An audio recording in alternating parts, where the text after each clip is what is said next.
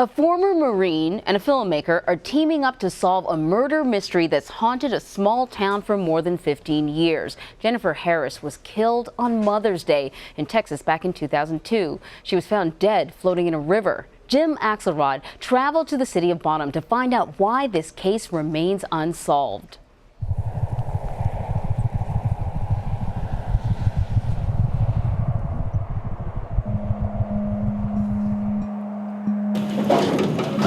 Yep.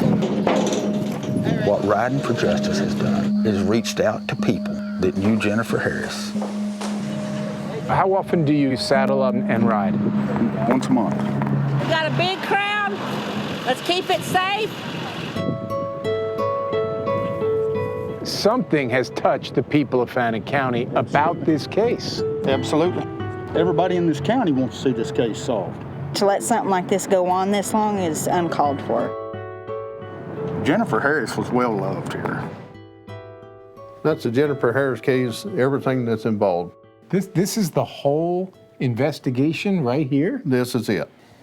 Sheriff, I hope you don't mind me asking, but that doesn't seem like a whole lot for 15 years. Well, that's all we got to work with.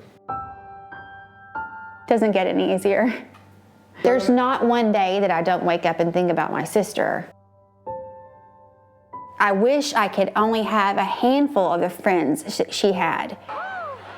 She was amazing. She was the red-haired girl who was the goofball, adorable, lovable, Lucille Ball type. She smothered me with love. On Mother's Day, Right. 2002, no different than any other day, you take the walk. Right. I saw a Jeep, but I didn't think anything about it. But then when it was here the second day, you're like, why is that Jeep still here? I get a phone call that her Jeep had been found. What did she do leaving her Jeep on the side of the road?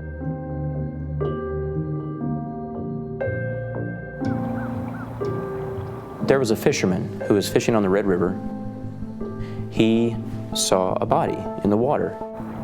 I remember going to the Red River, to the bridge, seeing the police officers, the sheriff. There's more up here, y'all.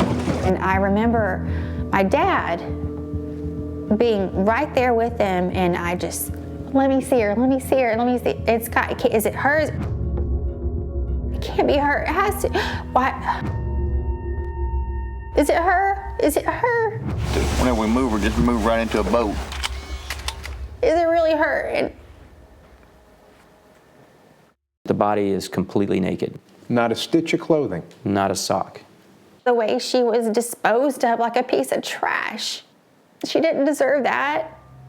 The medical examiner listed the cause of death as homicidal violence. What is that? Were they strangled? Were they shot? Those are the things you need to know. Jennifer's murder impacted my wife and her family. You can't even put it in words. Cemetery 01.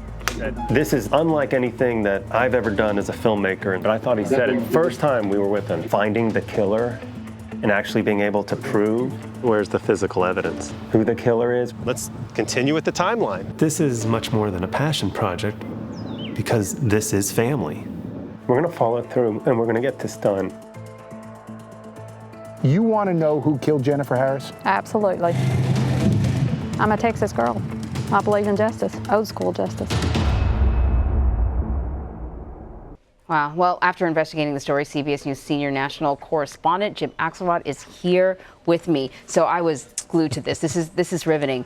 It seems like there's a lot of information, but still unsolved. So on one hand, yeah, a lot of information. I mean, it's now 16 years since this happened. On the other hand, an investigation you saw in the piece, it's a couple of boxes. It's one cart. Yeah, and I thought it just sort of looked a little sort of junky, just some of it had been in a warehouse, got rain damage, some of the files. I mean, this raises the question, how can you be in a situation where 15, 16 years later, that's all you have? So what happened in the early stages of this investigation that has crippled it ever since? New sheriff, we'll see him tomorrow night on 48 Hours, new sheriff. Old case, old concerns, old heartbreak for this community. sometimes when you have a new sheriff, I mean, it's sort of a cliche, a new sheriff in town, you get something generated, some new activity and attention, right? That's the hope for Jennifer's family. Right. So let's talk about her family. Sure. Her brother-in-law is a filmmaker. Barry Wernick is a filmmaker, and he actually met Jennifer's sister Alyssa after Jennifer died, but he's been hearing about this story for all these years and finally decided, you know what we need? We need a big old flashlight. We need something to shine a new light on the old facts of this case and perhaps generate some lead. Maybe someone will come forward. So he's making a docuseries that is designed to review all of what we do know about the Jennifer Harris case, and perhaps that will create some new leads. So he's been re-interviewing witnesses and all that sort of stuff? He has. We spoke with him. You'll see him tomorrow night on 48 Hours. We also found some people that he hadn't even been able to find, and we'll hear from them. Rhonda Fitzwater being one of them, who you just saw, the woman in the camo who found Jennifer's car. Any new information? Tune in tomorrow night and find out. All right. Jim Axelrod, thank you very much. And, of course, you can watch Jim's full 48 Hours report, Murder on Red River. That's tomorrow night at 10 Eastern, right here on CBS.